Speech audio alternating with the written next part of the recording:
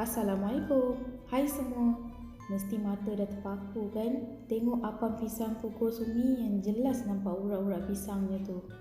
Menu yang satu ni sangat sesuai dimakan untuk sarapan atau minum petang bersama kopi O. Teksturnya pun sangat-sangat lembut dan gebu-gebas. Moist je, bila makan pun tak mudah tersangkut kat kerongkong.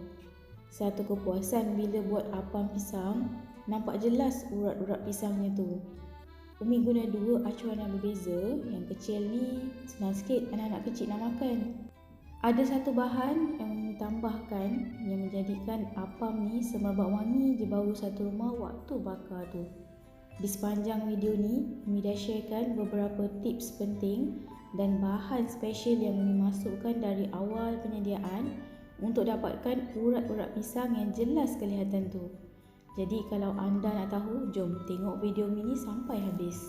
Bahan-bahan yang diperlukan: 2 cawan tepung gandum, 2 sudu kecil baking powder, 1 sudu kecil soda bikarbonat, 3 biji telur grade A, 1 cawan minyak masak, 1 cawan gula perang, 1 sudu kecil esen vanila, secubit garam, 1 sudu kecil perahan limau kasturi, dan akhir sekali 6 ke 7 biji pisang berangan. Cara penyediaannya: ayak dahulu tepung gandum, soda bikarbonat dan baking powder supaya adunan tak berketul dan teksturnya lebih halus. Pentingnya untuk ayak dahulu tepung, tak kiralah dalam buat kuih atau kek, supaya tekstur kuih lepas kita masak nanti lebih lembut. Dah siap tapis, ketepikan dahulu.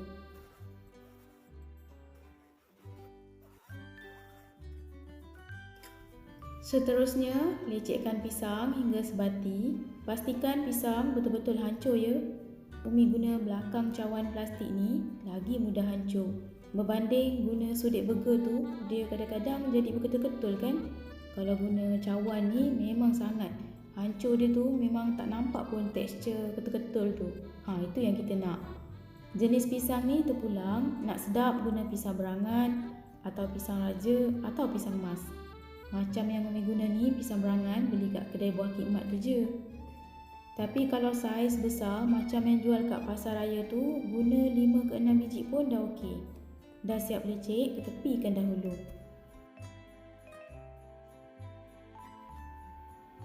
Masukkan dalam hand mixer 3 biji telur.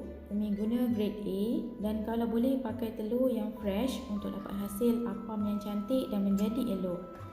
Mixkan sekitar 2 ke 3 minit dah memadai. Umi guna hand mixer Razer Talent je, senang saja. Jimat masa dan tak perlu masuk dalam blender.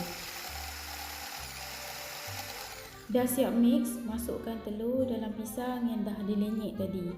Campurkan gula perang. Sebab pisang ni dah rasa manis, jadi Umi guna gula perang ni dah cukup dah. Tak adalah manis sangat macam gula pasir biasa tu. Rasa manis apam ni nanti just nice je. Masukkan pula secubit garam, esen vanila dan seterusnya 1 sudu kecil perahan limau kasturi. Boleh juga ganti dengan lemon atau limau nipis. Ini juga salah satu tips nak bagi nampak urat dekat apam pisang selain membantu hilangkan bau hanyir telur.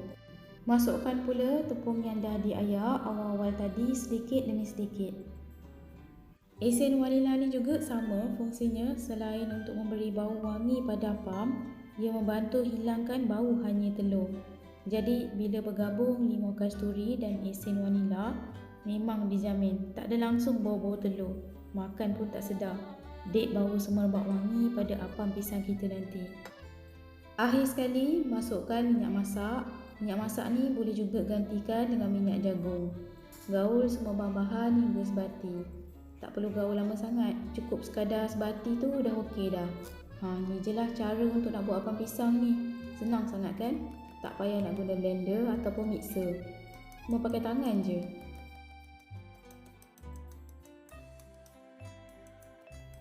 Disebabkan mangkuk tadi kecil sangat, jadi Umi pindahkan adunan apam pisang ni ke dalam bekas yang lebih besar. Wrapkan dengan plastik dan peram selama 1 jam. Nak mudah, masukkan je adunan tu dalam bekas yang bertutup.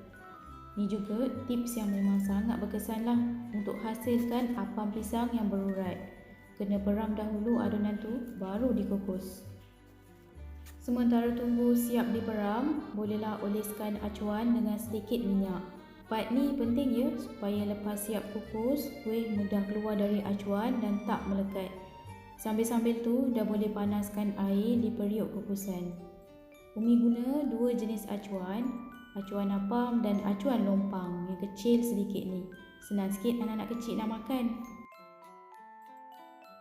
Hiriskan sedikit pisang untuk hiasan, potong nipis-nipis je. Jangan tebal, kalau tak nanti pisang tenggelam dalam apam lepas kukus. Ini hasil adunan yang dah siap diperam selama sejam tadi. Jangan digaul atau dikacau lagi ya. Terus ambil sudu dan tuangkan adunan pisang dalam acuan yang dah dioles dengan minyak. Masukkan adunan dalam 3/4 je dari acuan, sebab nanti lepas kukus ia akan naik mengembang dan gebu. Ulang proses ni sampai adunan pisang habis. Macam mana semua? Senang kan buat apam pisang ni? Daripada awal tadi Umi dah jelaskan banyak tips-tips penting untuk dapatkan hasil apam pisang yang cantik, elok kejadiannya. Memang sesuai sangatlah buat untuk menu buka puasa akan datang ni. Apam yang legend ni bukan anak-anak je yang suka tau, orang dewasa pun suka sebab teksturnya yang sangat lembut. Lagi satu tips yang Umi nak kongsikan, kalau nak dapat apam pisang yang betul-betul cantik dan berurat gitu, pastikan pisang yang kita guna tu betul-betul masak ranum. Aktiviti buat kuih apam ni kita boleh buat dengan anak-anak, terutama anak-anak kecil. Mereka sangat sukalah buat kuih yang sangat mudah ni. Lagi-lagi part nak masukkan dalam acuan. Dah siap, masukkan acuan dalam dulang pengukus. Susun irisan pisang sebagai hiasan. Irisan pisang ni optional je, kalau tak nak letak pun tak apa, cuma nak nampak cantik.